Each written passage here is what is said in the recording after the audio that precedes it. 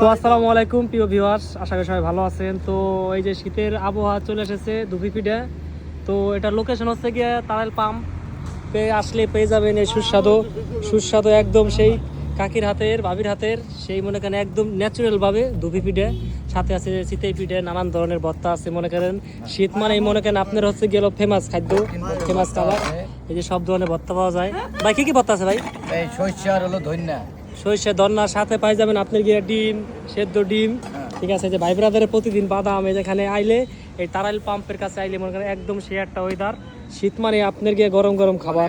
ঠিক আছে, এখানে অনেক মানে পরিবেশ অনেক সুন্দর, আর এখানে ব্যবহার ভালো। সাথে আবার এই যে আছে কাকির মনে করেন চিতই পিঠা, একদম ডিম আছে ভর্তা সহকারে। তো যারা মনে করেন মিস না করবেন চলে আসুন তারাইলের কাছে।